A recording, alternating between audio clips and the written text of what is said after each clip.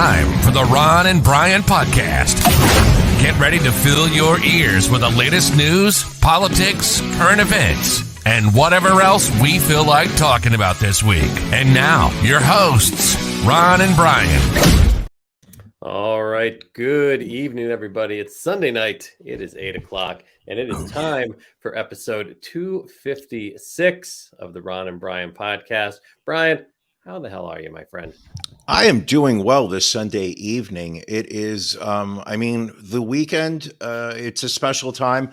It's the opportunity for all of us to kind of unplug from the anxiety of work and plug into the anxiety of our personal lives. Nice. And that's why we do this show. Listen, and it's that time of year. It's staying lighter out longer. Sure. Still a beautiful night out there tonight in the Northeast. And we are ready to get this episode 256, rolling. Brian, as always, it's time for Drink of the Week. Drink of the Week. Na zdrowie. Salud. Drink of the Week. Friendship.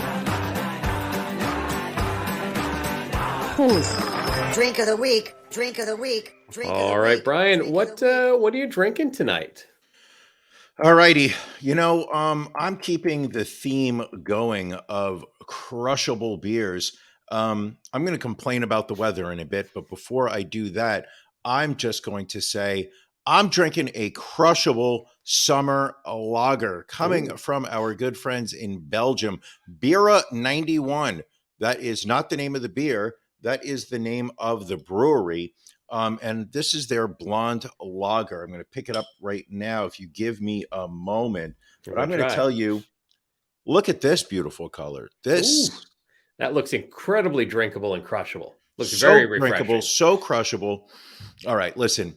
This is Bira 91's take on the classic lager. It's blonde, it's crisp, and it's refreshing. The perfect thirst quencher. This beer is meant to put you in a summer state of mind. Almost time for a hot podcast for summer. Almost. Our brain, almost, not quite. No matter what season you're drinking in it. It's a no-nonsense beer style. The beer is made with noble hops from Germany, giving it a refreshing piney aroma and a medium bitter finish. I don't like the smell. The beer pours a clean, clear, golden sparkle in the glass. It's dry on the palate, making it super easy to drink, especially when you want to go back to a simpler time. All right, give it a sip. Let us know how it is. Oh, that is good. Oh, all right, good. It doesn't smell good. Right. You ever have like milk that's been in the refrigerator for about 2.5 weeks and then suddenly like you forgot and you take it out and you're thinking to yourself, I wonder if this milk went bad. And then you take a sip. You're like, oh, yeah, this milk did go bad. It's got that kind of hint to it. Tastes perfectly fine. If I'm dead tomorrow morning, I think we can all, we have video evidence. I'll pull this up. It's my beer. But yeah, it's a good lager. All right. Taking another sip of it. It can't be bad. Yeah, it tastes fine. Right. Ron. Yes. Ron. Yes, my friend. Ron. Yes. What are you drinking? So this week, went to the Tavor box once again. This is from the good folks at Wiley Roots Brewing Company out of Colorado. This is their Country Fair Cobbler, Peaches and Cream, Brian. It is fruited sour with pureed peach, graham crackers, cinnamon, vanilla, and milk sugar, or as you like to refer to it, lactose. This is clocking in at a solid 6.8%. Has a nice peach-colored hue to it. How does it smell? Has a peachy smell to it. Let's take a sip. Oh, damn! That is peach cobbler. Like that. Really? Wow. Because a lot of times we get these beers where it they say that it's flavored and they list all the hints and accents and whatnot, and you taste it, you're like, this just tastes like a beer. This is a bitter beer, but you seem on board with this. This is my only complaint with this is I feel like I'm drinking a peach cider more than I'm drinking a beer. That's how much peach flavor there is. It's so peach forward. Really? If you can, it's good though. Like I don't know that I could have more than one because it is very sweet and very peachy. Right. But that is a good beer. That is very Interesting. tasty. All right. You God know what? bless. It's always nice. It is peachful. It's always nice when you have a beer that you're enjoying. Yes. Because you open it up and sometimes for instance you you crack open your beer, you get a good you put your nose right into it and take a nice whiff and it smells like sour milk and you're like, oh. But this And is then this is good scented. This is good flavored. I'm enjoying myself. Very, very nice. Ron, how are you doing? How are you doing this week? You know what? Let's get some stuff off our chest, Brian. Let's just do it with Beef of the Week.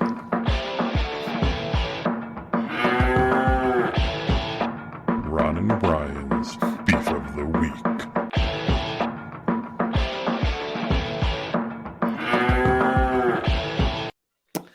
All right, Brian, what's bothering you this week? What's bothering me is the weather. Mm. I don't know where how much different it is in Philly. Well, suburban Philadelphia. Right. However, it has been absolutely miserable here in New York for the past week. It had, this is May already, people, and you've got people walking the streets in their winter coats. The temperature has been in the 40s regularly, going up to mid 50s if we're lucky. It's cold. It's been rainy. And it's been one of the worst allergy seasons that we have had in as long as I can remember. The number of people in my office that are taking boxes of tissues from the filing cabinet outside my office, which is where we hide office supplies. Of course, makes sense. That's exactly where, they want when people to, when they're going to grab office supplies, what really you want is to have the HR guy harass you and ask you what it is you're getting. What do you need? Is your nose really that runny that you need another box of tissues? Sure. But a lot of times people are in the middle of a call and I just start talking to them and then keep talking to them, even when they're like, no. But the worst part, cocaine. Yes, people are doing cocaine. No, I don't think people are doing coke in my office. You never know. Maybe years ago, but it's too expensive nowadays. True. Inflation. But yeah, the weather has just been miserable. And, I was talking to somebody earlier today who's just said, I feel like I'm kind of in a funk. And, we started, kind of trying to figure out in their, what was going on in their life that could be, causing it. And then we landed on the weather. And my friend was just like, yes. I don't even remember the last time I was out in the sun. People get that seasonal affective disorder. So if you have bad weather for a while, it definitely can impact your mood. I don't mind a rain here or there, but like for it to be cold and rainy for a whole week, I may as well move to London. I mean, with this shitty weather. I mean, I was out in State College last week, woke up on Wednesday morning, was it? And it was 34 degrees and there was a chance of snow. And it was May 3rd? Absolutely That's insane. Insanity to me. And even here at home, we had a lot of rain, a lot of cold weather. It still only got up into the 50s. So I understand what you're talking about, my friend. You know what I miss?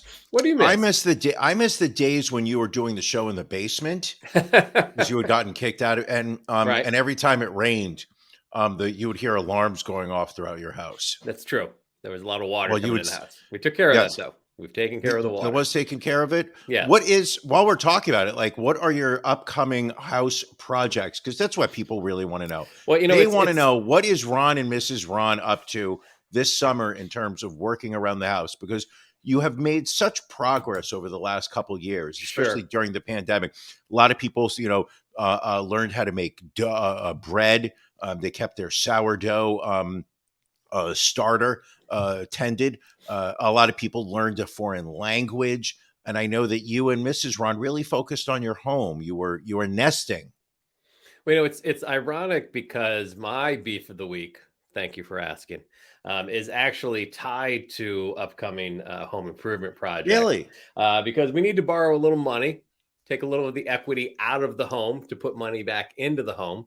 And Mhm. so, you want to shop around. Interest rates are crazy right now. So you want to shop around. And if you're like me, I don't want to have to call people. I don't want to have to speak to people. I just want to be able to go online and find out where the best rate is. And so you have these websites that you can go to, and they say, hey, just plug in what you need, and the information you need will pop up right on the screen, interest rates and all that. Well, this one site, and I forget the name of it, that did not happen. But all of a sudden, I literally within 30 seconds started getting multiple phone calls from multiple companies on my phone. Yep. The worst one being Rocket Mortgage. I must have Mhm. gotten 20 phone calls in 3 days from Rocket Mortgage, none of which Feel I that. answered, because I'm like, Sure. because I even put in there like, yeah, if you want to communicate via email, let me know. But otherwise, I don't want to talk on the phone. I don't want to deal with people. You can either Sure. help me or you can't. I don't want to be sold. I don't want to be pitched. I know how much money I need to borrow. I know an interest rate I'm willing to pay. Just give me that information. Have you considered a 401k loan or a IRA loan? Sure. They always recommend against tying anything to your retirement.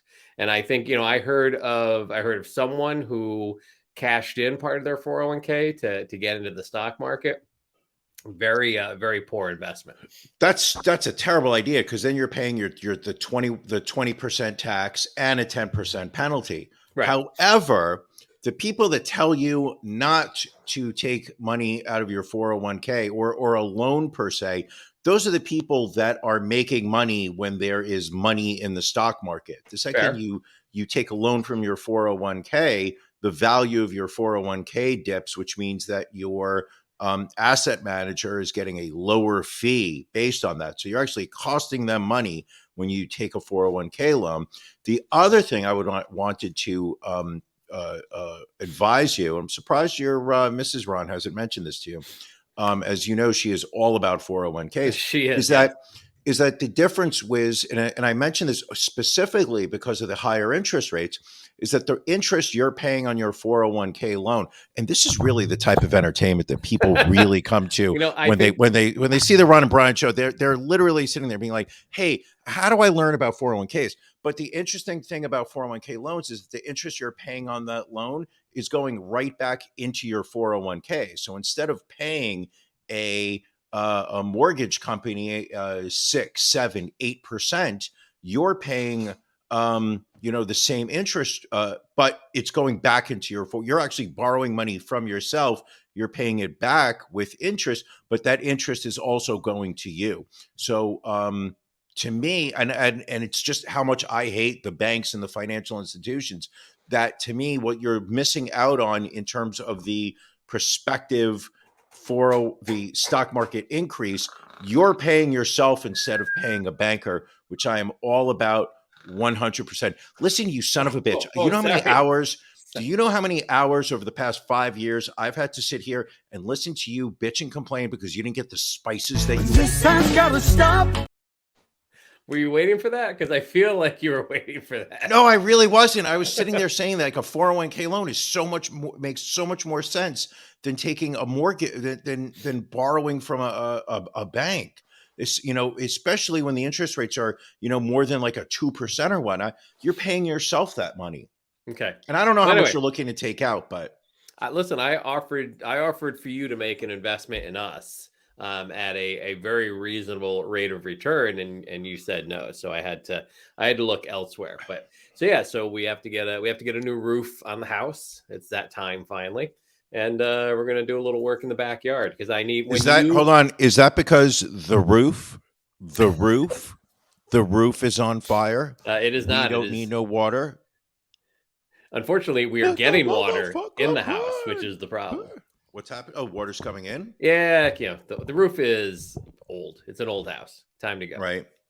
Time to go. And priced out the Tesla solar roof was a little bit on the expensive side. Why would you give Elon Musk any money at this point? After what he has done to Twitter, I would be hard pressed to look respectively at anybody that has put money into Elon Musk's pocket. Right. Listen, I was attempting to eliminate our monthly electric bill, but I would not. Isn't there other solar companies that you could use? I mean, I'm constantly seeing ads on Instagram how New York State is doing a refund rebate to homeowners who are doing solar. Well, I'm sure that's not a scam. The difference is, no, New York is actually providing grants for people, and you do get a 30% tax credit from the federal government. The difference is I'm not a fan of solar panels on the roof. So what Tesla does is make actual metal roof tiles. So you look like you just have a metal roof, but it's actually also a solar roof. What's the difference between the metal tiles versus a solar panel? So, I mean, a solar panel is big and bulky. The tile looks like an actual just roofing tile.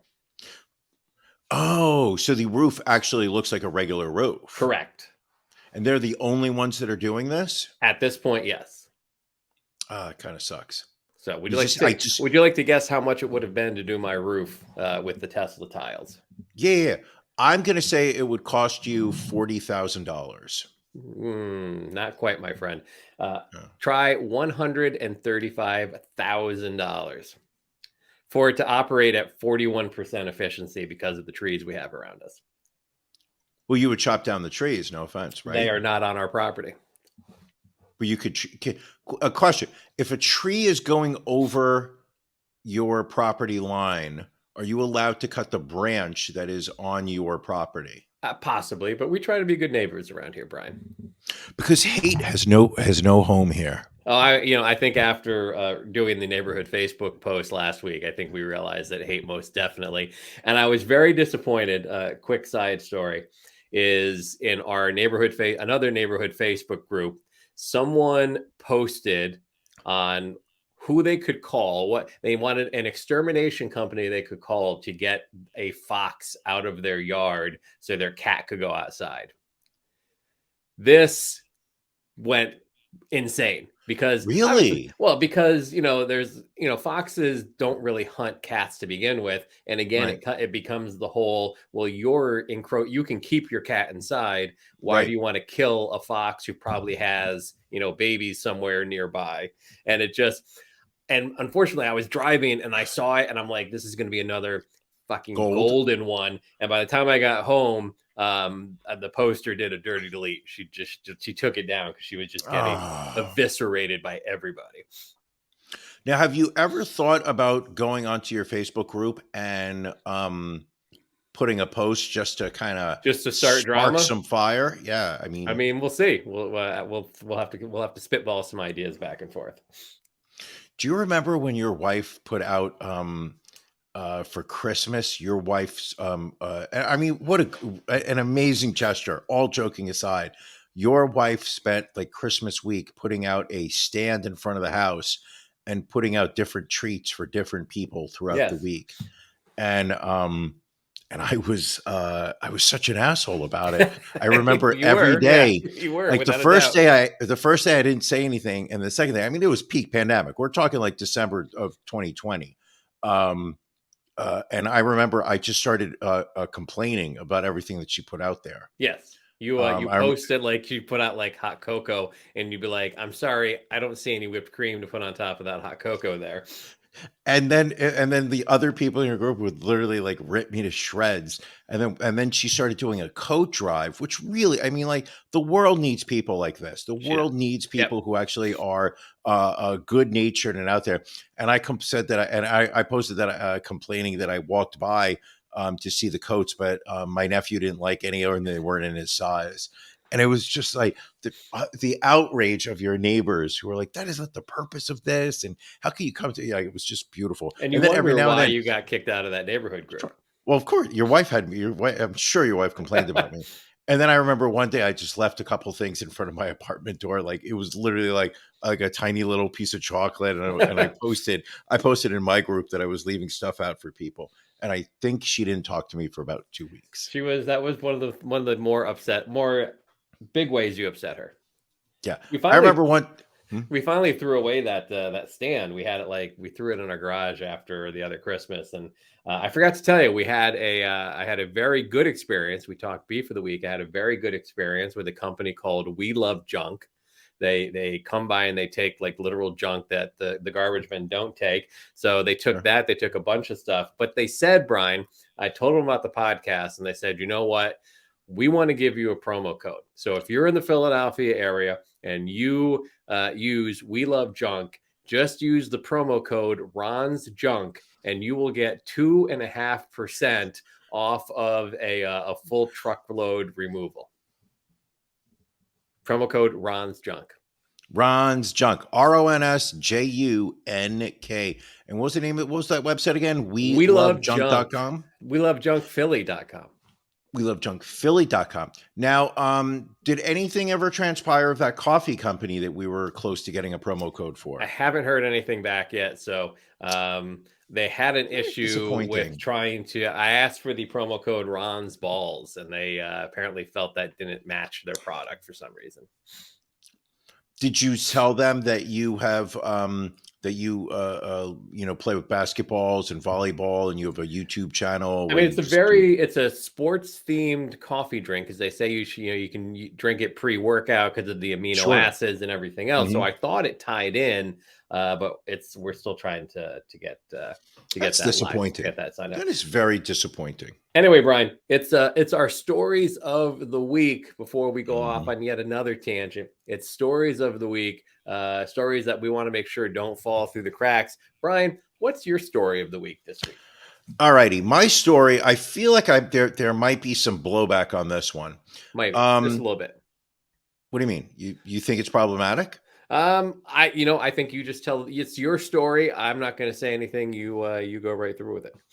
Okay, my story is in New York. A story that has really taken over local news is that earlier this week on a subway train on Monday afternoon, so probably about 6 days ago, there was a mentally ill man who was shouting aggressively in a subway car. He was screaming that he had no food, he had no drink, that he was tired.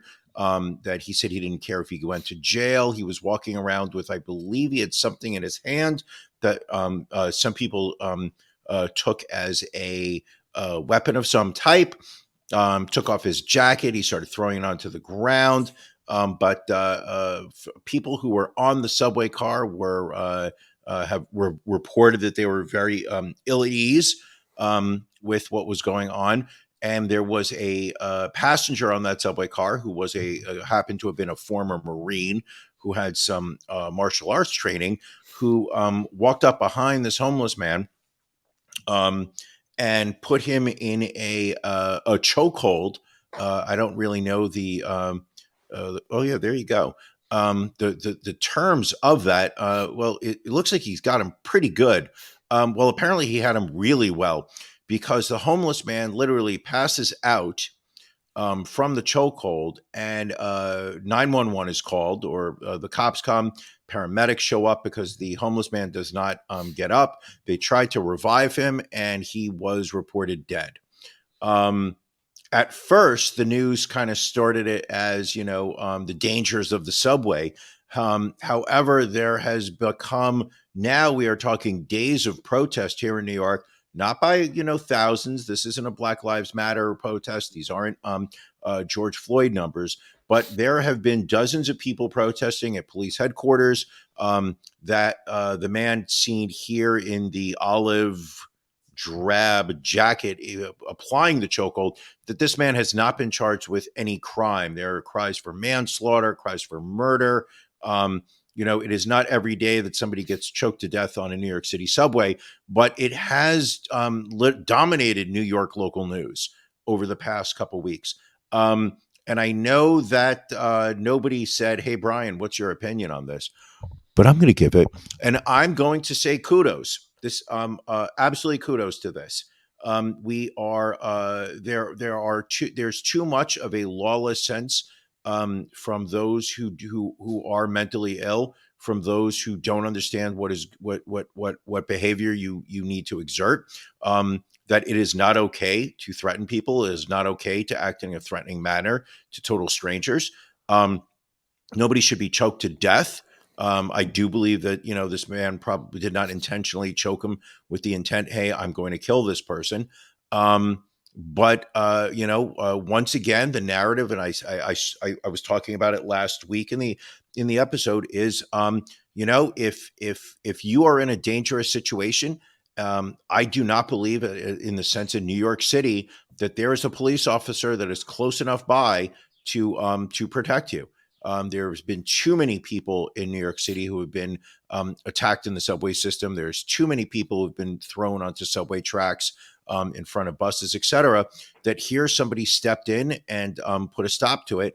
And I do, it's unfortunate that he died, but I do believe that that there's too many unreported crimes of mentally ill people in the subways attacking people. So it's a shame, but I absolutely do not believe that this person. I noticed the way this rant you didn't cut off. You let me keep going on this one, just digging myself up. But like, I disagree with you, obviously. But why? Obviously, because the same reason I disagreed with you last week when we did fuck around and find out, and you had a number of people who were killed, while committing crimes against other people. Sure. Again, I think the sad part of this story, is you have this guy Jordan Neely, the person who was killed. His mother apparently was brutally murdered back in 2007. He developed schizophrenia, PTSD, depression. He becomes homeless. He's having a mental episode on the train. Is he loud? Is he menacing? Yes. Does he attack anyone? No. And does he get choked out for 15 minutes because of it? He does. But he was menacing people. That's why I said he was menacing people. Yeah. But he wasn't physically assaulting people to the point where, again, we wait for somebody to be physically attacked? I'm just saying, if you're going to use that level of force that somebody dies, what is the difference between that and, should Eric Garner have been choked to death by police officers because he was selling bootleg CDs? First off, if you're going to talk about Eric Garner, he was committing a crime. If you're going to talk about Eric Garner, at least use correctly what he was accused of. He was selling loose cigarettes at the time. Was he cigarettes or CDs? He had already been arrested for selling CDs, but at the time that they were coming after him, he was selling loosies, as we like to call them here in New York. Second of all, is as somebody who has been on a subway car while there has been a homeless, mentally erratic person screaming and shouting different things, I'm going to say kudos to the fact that somebody actually did get involved and make that subway car a safer place. Because the mentality of, no, let's wait till somebody gets injured before we step in and do something, is not for the betterment of society. There are too many, and don't get me wrong, I'm going to go back to it. There is a mental health a crisis in this country. And if Billy were around right now, he would blame it on Ronald Reagan and be 100% he wouldn't be correct. wrong. He would not be wrong. But ever since the pandemic, when they shut down all of the homeless shelters, there are way too many, and I would say way too many, but the city has been almost overrun with mentally ill people who are walking the streets, who do not understand where they are, what they're doing, and are acting in threatening ways. And I do believe that, for this city to get back to a place where you can walk the street and feel comfortable, there has to be some steps that are taken to stop this this level of harassment. Well, and I'm not going to argue that there are steps that need to be taken, but I guess my argument is one of those steps that a member of the public gets to kill somebody. That's because there's no police anymore. There are no police on the subways to step in. There was a sense you saw them every now and then. I can't remember the last time I saw a police officer on the subway. With the amount of crime in the subway systems, you would imagine there would be more. But the reality of the situation is, if somebody is walking back and forth in a subway car, shouting out threats that they're going to hurt somebody, I think it's a reasonable response by a rational person to take those threats seriously. And as a society to sit there and say, oh, wait a second, let's wait for the physical attack to happen and then let's step in. That's not a society I want to live in. Right. You know, if I see somebody stockpiling guns, I want to go there and say, hey, I want to send the ATF. You know, and I don't want to wait for that person to go on a shooting spree to then to come back and be like, ooh, okay, well now let's step in and try to take their guns. So if somebody is stockpiling guns, it's okay to kill that person. When it comes to guns, yeah, absolutely. And I know that I'm not. I believe that gun nuts should be shot. All right. The city medical examiner has ruled Jordan Neely's death a homicide, and now the DA's office is considering whether to charge the 24-year-old Marine, who I don't believe has been identified by name yet, if they're going to charge. A lot of people feel that he's probably facing down an involuntary manslaughter charge at a minimum. The New York Post said this afternoon that he has already lawyered up and hired a rival of DA Alvin Bragg. And I would like to be the first to name. I recognize.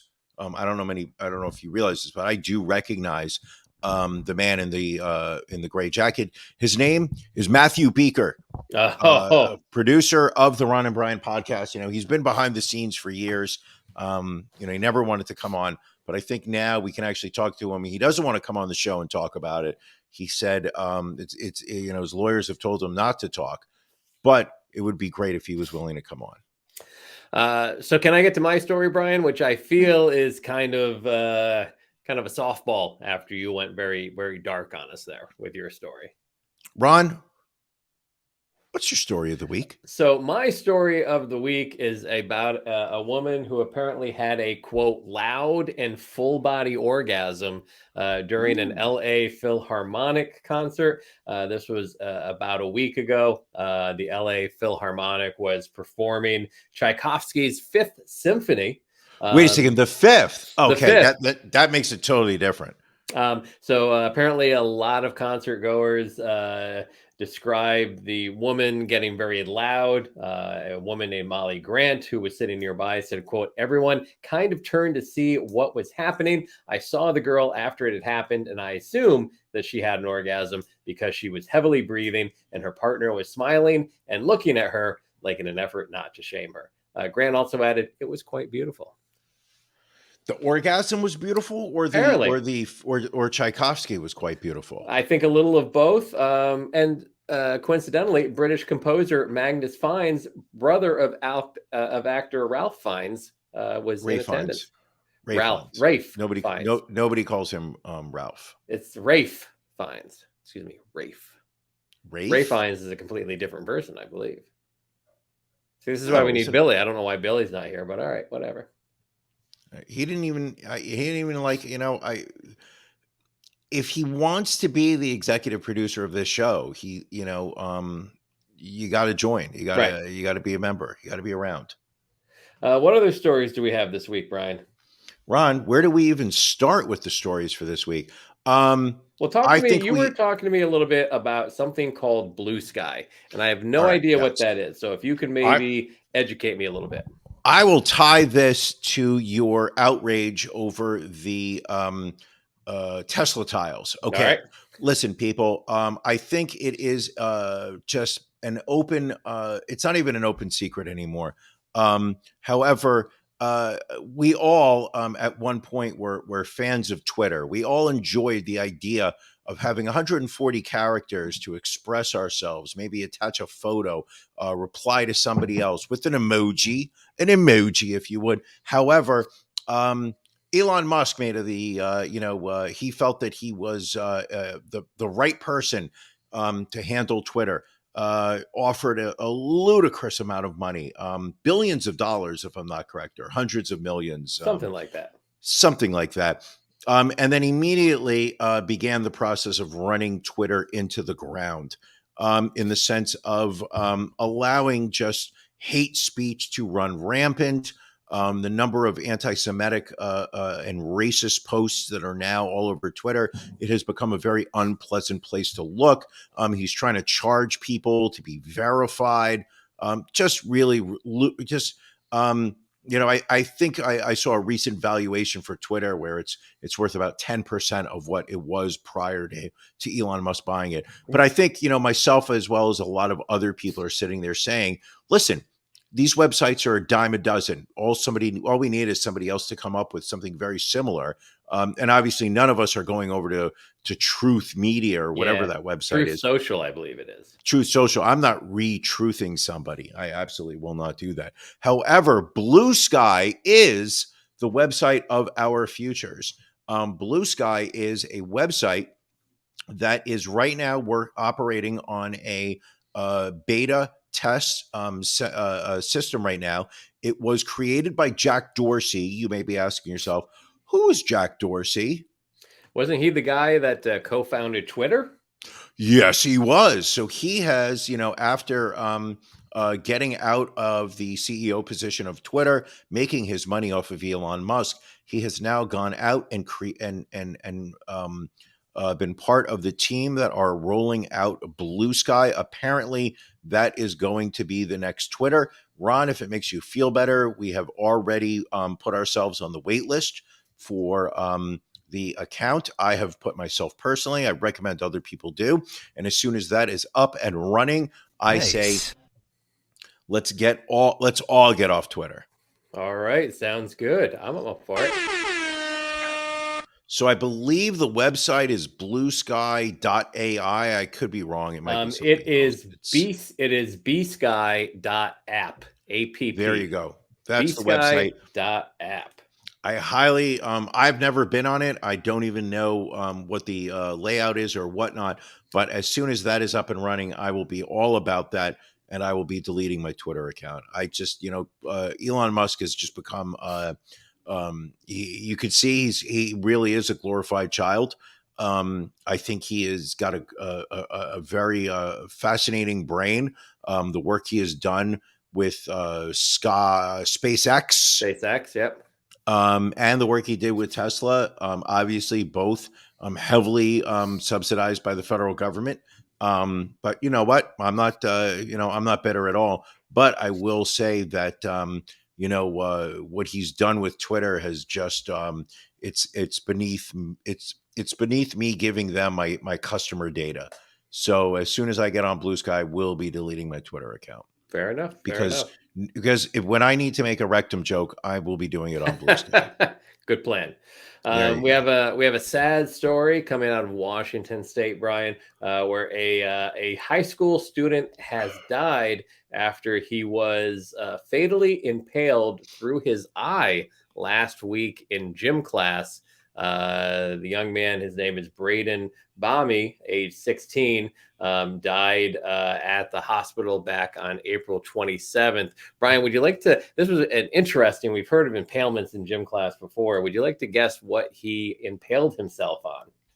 I'm going to say Jerry Sandusky. You are incorrect in that. He fell, and I don't get this, he fell onto a goalpost while running during his PE class. So I guess it was like a small goalpost on the ground. Well, no, not necessarily, because when I was in high school, we had a gym where it was the gym floor, and then there was a second floor which had a running track around it. So you were above the gym floor. I mean, the fact is, I don't even know if they could do that now because so many students would jump over and die. It's possible. I mean, he had to be on an elevated surface. You would think. It doesn't really go into a lot of detail. Bami, affectionately known as Fish Pockets in honor of his favorite pastime, was a sophomore at Cheney High School. They honored him with a candlelight vigil on the high school's field last Monday night. Yes. Why are you calling timeout, Brian? How does one get a nickname Fish Pockets? Because apparently, he was an avid fisherman. So, like, he would literally go out. He would literally like catch fish, and he'd catch so many fish so that he'd shove them in his pockets to carry them.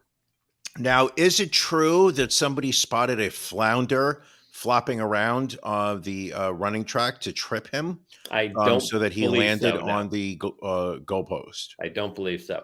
His loved ones started a GoFundMe for funeral expenses, which has already raised over double its original $10,000 goal, with remaining funds being used to start a youth fishing program in Bami's name.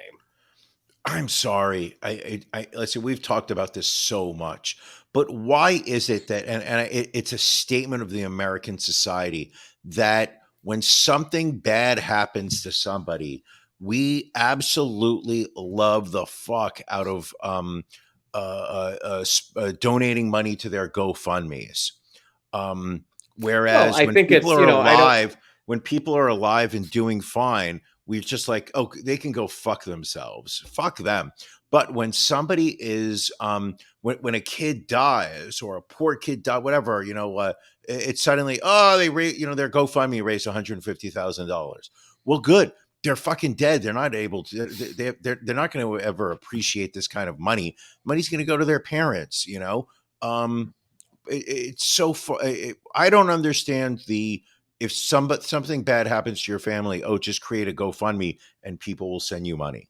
Well, I can imagine the family probably wasn't prepared to have to pay for funeral expenses for a 16-year-old. Well, should you start a GoFundMe for your Tesla tiles?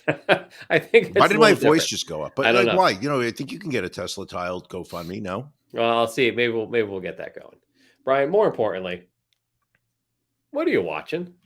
You know what? I will say this. I've been steadily watching a couple shows, which we've already talked about.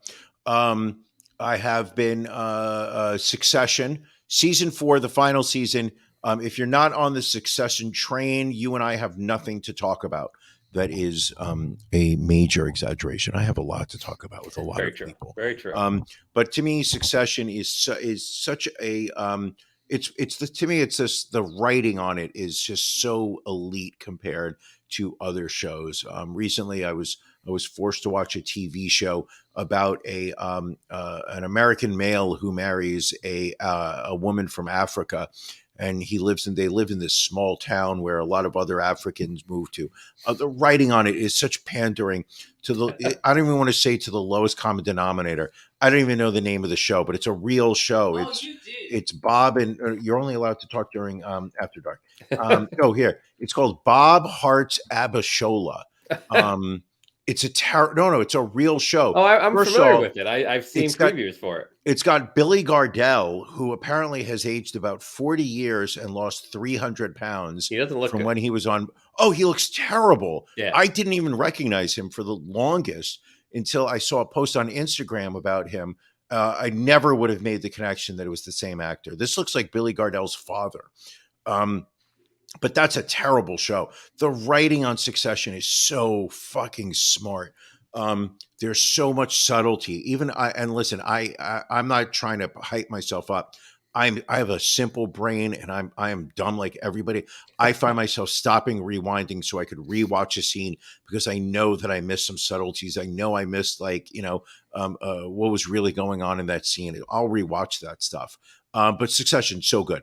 Also watching Ted Lasso, praying for the season to be over. Every new episode, I sit there and say to myself, hey, can this be the last one? I think it's the 4th season. I've invested already enough time. They're really pissing me off this season because all the previous seasons of Ted Lasso have been 30 minutes long each episode. This one, now they're an hour long. So it's too much. Nobody wants to watch an hour. And the thing is, it's such a cheesy show at this point that it's not even entertaining. But because I'm so fucking loyal, I need to know how the story ends. I've already committed so much of my life into this show that I need to just kind of figure out what happens. Also, I watched a couple of comedy specials, which I would like to talk about. Please. I don't think I mentioned last week, Baby J, the new stand-up special from John Mulaney. Okay. I'm going to start off by saying that John Mulaney used to be one of my favorite stand-up comedians, and he fell off the wagon since his last special, had a raging cocaine addiction, and needed to go to rehab for a long period of time. He divorced his wife. I think he and Matt Beaker hung out and did coke for a while there. Oh, I think Matt Beaker got John Mulaney back on coke.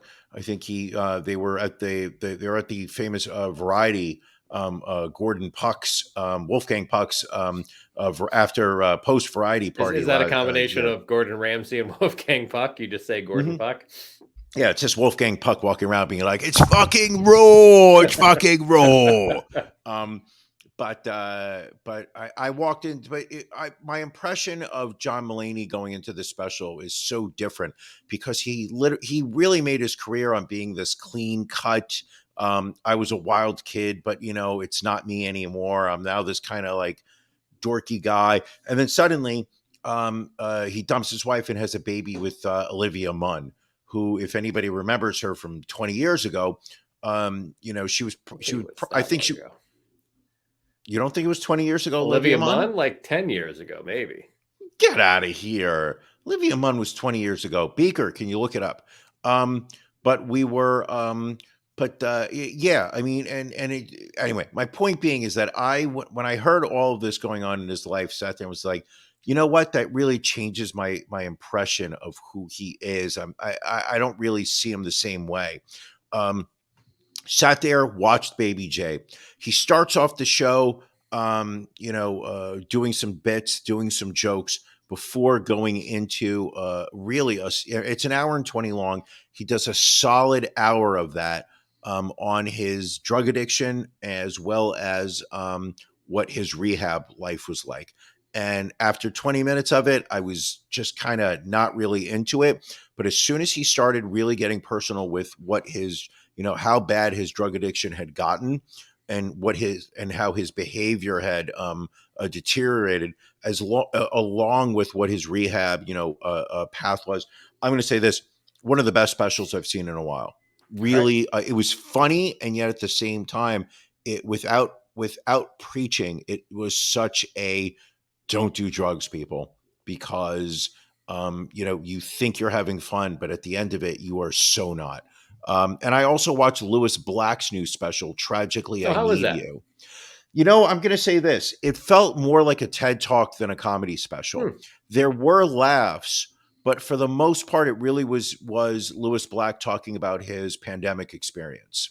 Got it. And what it was like as he realized there was going to be a serious life change as the coronavirus started entering America, along with what his experience was after he had after the shutdown and he was living alone in New York and whatnot. Not funny at all. Entertaining, right. Yes. I also will admit I was doing a lot of computer work while I was on, so it was on in the background. So I would kind of dip in and out. I don't know that it's turn turn all the lights off and give it 100% of your attention. But it was glad I don't know that I would recommend it for you. Ron, what are you watching? Well, first off, if I can just clarify, Olivia Munn first got famous with her role on The Newsroom back in 2012. So it is really just like about 10 years ago, not 20. Just no shit. See, I thought she was part of that whole Maxim magazine. I thought it was when she was on that G4 channel. I'm looking back here. No, I'm not seeing anything that. Nope. I'm afraid you were wrong. But anyway, what's on G4? I've been watching on Netflix The Diplomat with Kerry Russell. So she is a. How is that? It's good. It's it's not. Is it groundbreaking? No, but is it well written? Is it well acted? Yes, I would say that. So she becomes ambassador to London. While also secretly being prepped to take over the vice president role because the vice president is going to get kicked out due to a scandal. And she, as ambassador, has to try to get involved in a diplomatic issue between Russia and Great Britain. So I think it's 8 episodes. I'm 6 episodes in. Definitely worth the watch. And then also, unfortunately, started watching Fatal Attraction. They took the movie, they turned it into a TV series on Paramount Plus, starring Lizzie Kaplan as the Alex Forrest character, made famous by who was in Fatal Attraction? Glenn Close. And Joshua Jackson playing the Michael Oh, Douglas he's role, good. I and know Lizzie Kaplan. Where have I seen her? What have I and seen her on? Amanda Peet as Beth Gallagher. So they change up the storyline. There's still an affair between Dan and Alex. Sure. So, but basically the twist is that Alex Forrest, she ends up dead. Dan Gallagher, Joshua Jackson, ends up in prison for 15 years for her murder, and then gets out determined to prove that he was not the actual killer, while trying to reconnect with his family. Just a horrible TV show. Really? It boggles my mind why Joshua Jackson continues to get acting roles. And so you saw the original Fatal Attraction, correct? Of course. And in general, for a role like that, you need to believe that there is like a physical chemistry between the actor and actress. Like you felt that there was something between Michael Douglas and Glenn Close. The sexual tension between Glenn Close and Michael Douglas that they showed was palpable. Right. You genuinely saw a married man who was playing it a little loose. And then you saw him going down a path that you were sitting there being like, don't do this, dude. Don't do this. You don't want to do this. Meanwhile, I'm like 12 years old. I don't even know what he was doing at that point. I was just like, don't do this. You're married. You got a wife. Just what are you doing with this woman? Think about it. How many people looked at a rolling boil pot of water and thought to themselves, is there a bunny in there? Right. Well, so there's literally there's no chemistry there, even though there's sex. There's no chemistry. And to your point, that's because Joshua Jackson he's a robot, right? And there's even parts of the show where there's like a little white bunny hopping around in the hallway of her apartment building for some reason. Just avoid it if you can. Avoid it if you can. Okay. Yeah. I'll be honest with you. I think I've watched maybe one or two things on Paramount Plus. I know I watched the show on The Godfather. Mm-hmm. That was good, and I can't think of anything else I've watched on Paramount Plus. Yeah, I have Paramount Plus because I get it included with my my Walmart Plus subscription. Yeehaw!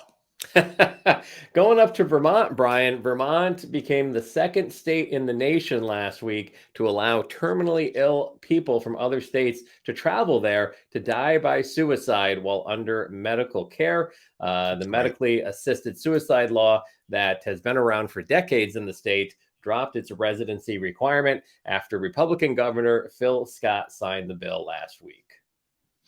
I cannot tell you how, it's so refreshing that, there are so many stories in the news about the far right pushing through their agenda in state legislatures. I think earlier today, Montana signed a 12-week abortion ban. That there are still states in this union that are, standing up for progressive rights. If you've got a terminal disease, a doctor has said to you that you are going to die. I believe that as a society, we have the obligation to allow the person to stand up and say, I want to die on my terms. So kudos to Vermont for doing this. Personally, I'm waiting for them to lower the bar on these assisted suicides, just to the point of, I've had enough. I think I'm done. I've had a good run. I'm done. Yeah, I had a good run. Yeah, Ron doesn't want to do the podcast with me anymore. So, we did 800 episodes. We had a good, it was nice. Yeah. But he just said, he wants his Sunday nights back. So I think that's, that's my exit strategy. So I'm depending on states like this. And of course, Vermont Right to Life Committee had to oppose it, saying, quote, we oppose the underlying concept behind assisted suicide. So it doesn't matter if you're suffering. This group feels you should just be forced to live, even if you have no hope whatsoever. Listen, I cannot sit here and say that I'm right and somebody else is wrong. It's your opinion. And there are people who feel that, life is this incredibly special thing. And from the second that a egg is fertilized by a sperm and becomes a embryo, and at some point a zygote. I don't know what a zygote is. I think you're onto something here.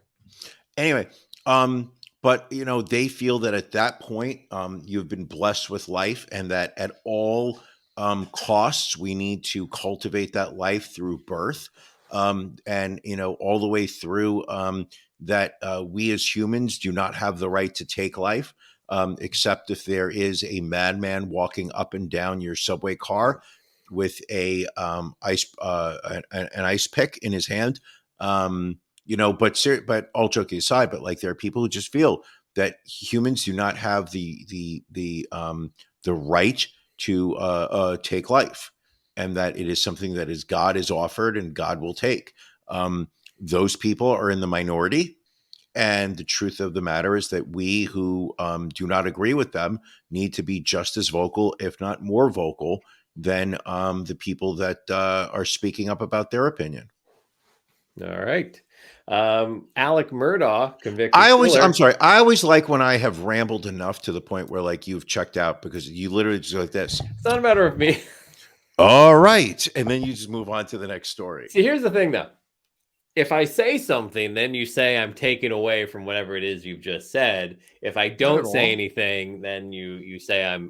But I do try and move the show forward at times. I love when you disagree. I think that part of the charm of this show is that we agree on things, but that we also disagree on things. That we are pretty much providing the world a template on two people who can love each other in a non-sexual way. Well, speak for yourself. Well, as long as Mrs. Ron keeps imposing this embargo on a throuple, but we can agree on things. We can disagree on certain things, but at the end of the day, it is the fact that we care enough about each other as people that is what is going to keep us together. That we don't require this 100% blinding acceptance of our values for us to continue doing this. Listen, I agree, but if I just agree with you, I'm not going to just sit here and glad hand you all the time. I may just move on to the next story. But I want you to disagree. Glad handing was just you being like, "All right, let's just move on." But I had nothing to disagree with, so let's move on, because Alex Murdaugh, convicted killer, back in the news again. This regarding his housekeeper, Gloria Satterfield's February 2018 fatal fall in his home, where he was accused of stealing insurance money from her family. His lawyers admitted that he had made up a story about his family dogs causing her fall in order to be able to force his insurers to make a settlement payment. Wow. I'm surprised he admitted this. So apparently he secretly pocketed $3.8 million in insurance payments meant for Satterfield's sons after he told them to sue him over their mother's death on his property, claiming he had liability. He then told the children that a settlement was never reached, when in reality, he stole the payments without their knowledge. Oh, but it was his opioid addiction. He needs to be let go. Whatever. This guy needs to burn in hell. And it is just this. Power corrupts, and absolute power corrupts absolutely. And he is a perfect example of it. If you have not watched the documentary, what was it, Low Country? Yes. Low Country. I think it was on Hulu. I don't think it was the Netflix documentary. No, I think the Hulu one was the better one. Hulu was such a good documentary on the Murdaugh family and the corruption that they were pushing into this small area of South Carolina. Yes. You're on fire tonight with the facts, my friend. Good work. Listen, man, I tell you, Sunday nights, I am sharp. So St. Paul, Minnesota, a Minnesota lawmaker was spotted shirtless briefly during a Zoom meeting. I hate news websites where you open it up and it just automatically just pops tons of ads up on your screen. But this involves Is this Daily Mail? Is this Daily Mail? It is not. It's Fox 9 out of Minnesota. And It The Daily involves So it involves Senator Calvin Barr, who can be seen shirtless, as you can see in this snapshot of the Zoom photo, with, for some reason, the Schoolhouse Rock "I'm Just a Bill" background behind him as he no votes. way. The Republican So he from just East. forgot his camera was on? I don't know. So apparently he notices it, and then the camera switches off to just show his name. The Republican from East Bethel was first elected to the Minnesota legislature, where he served in the House of Representatives, and then elected to the Minnesota Senate in 2022. Local media has reached out for comment, but has received none so far. Democrat, Republican? Republican. Okay, not that it makes a difference. No, I do find it odd that that's the background that he chose. it's Considering that so few of the bills that Republicans are putting forth are treated so democratically. Second of all, just the confidence to lay in bed without a shirt. I mean, it's just I'm so jealous of it. I'm so jealous of it. I don't have it. I don't have the confidence. I just want to go right to a. I forgot during what are you watching? I meant to ask you if you watched Roy Wood Jr. from the White House Correspondents' Dinner yet. Not yet. Not yet. All right. I did flag it on YouTube and save later. I did not watch it. I do want to watch it. I've heard nothing, but it was a 23-minute speech where, from what I heard, he literally ripped both sides of the political spectrum. In an attempt to just, and yet he did it humorously, from what people say. He did. I would say, probably the one groan he got was he was talking about all of the laws coming out against, drag queens, staying out of schools and things like that. And, he said, drag queens aren't grooming kids. He's like, and it really doesn't matter if they were, because those kids are just going to get shot to death anyway.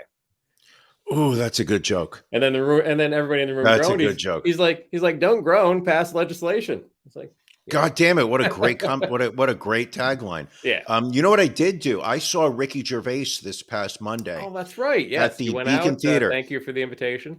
He is. I was actually invited, so I was not in a place to make invitations. But he was. I guess you could say he's shop working his newest hour, which he's calling Armageddon. Okay. Which he starts off by talking about, how it's talking about the inevitable end of humanity. But he spends very little time talking about the end of humanity.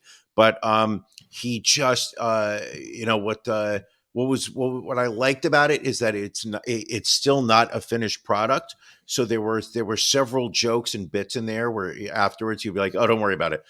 That's not going in the Netflix special. Like Netflix is not going to want any bit of that joke. So you guys are getting it, but later shows will not.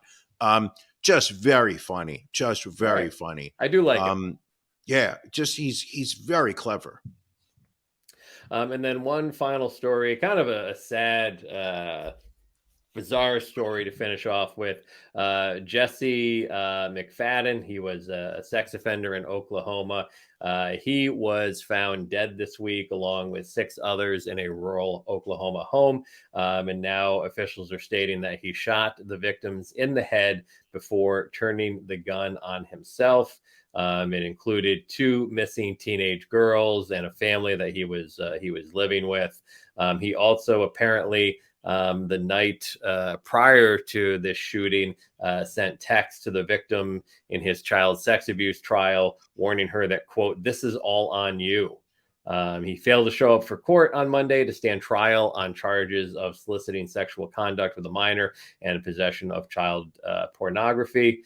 And he continued to text, "I did exactly what I promised I would do when I got out. I got a marketing job making great money and was being advanced. Been there 2 years and made a great life like I promised I would do with you. Now it's all gone. I told you I wouldn't go back. This is all on you for continuing this." Story's just completely fucked. You've got somebody who is clearly not in a good headspace. The exact kind of person that should not have access to a handgun, and he, lo and behold, shot 6 people? 6, yes, and then himself. Yeah, you know what? Just a terrible story.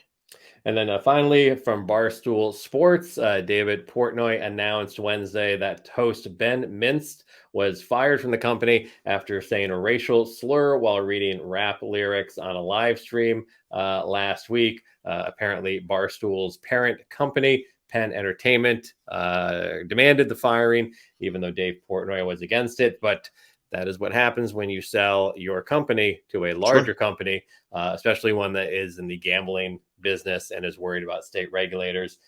They will make you do things like that. And the pushback, again, Dave Portnoy, I think, is probably one of the more polarizing figures in media these days.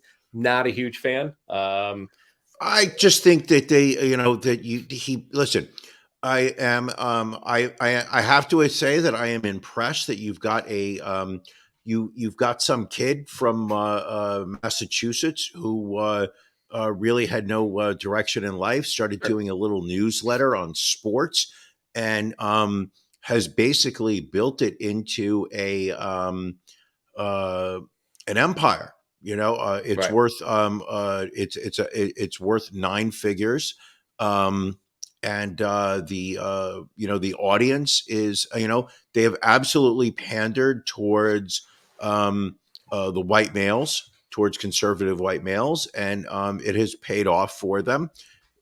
But at the same time, it is, you know what? I don't even know what what this guy on Barstool Sports even did or said. I know. Well, I know it was a racial, but was it assault? He was just reading lyrics from a rap song. And as people have done in the past, they've thought they can say the N-word because they were reading lyrics of a rap song. And no, you still can't do that shit. Can't do that anymore. But the pushback that Portnoy has been getting online has been just epic. People calling him a sellout, people cursing him, the whole nine yards. So it's just very interesting that a guy who was one of these people that was against cancel culture now is getting canceled himself by a lot of his fans.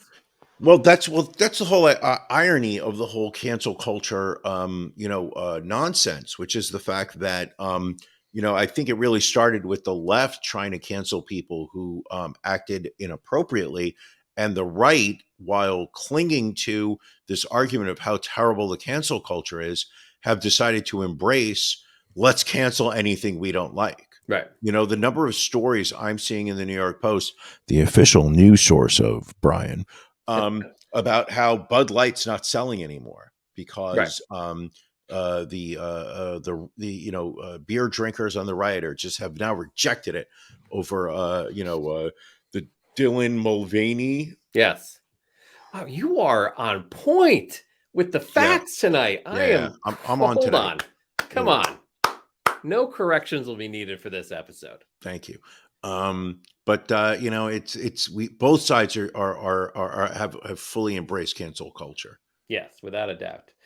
Writers Guild of America on strike as we speak, and if it is not resolved, we will lose, Brian, the last two episodes of the season of Saturday Night Live, which was supposed to on May 18th have Secession star Kieran Culkin with musical guest Labyrinth, and then finishing out the season with White Lotus star Jennifer Coolidge and the Foo Fighters. Actually, would have been a pretty good SNL.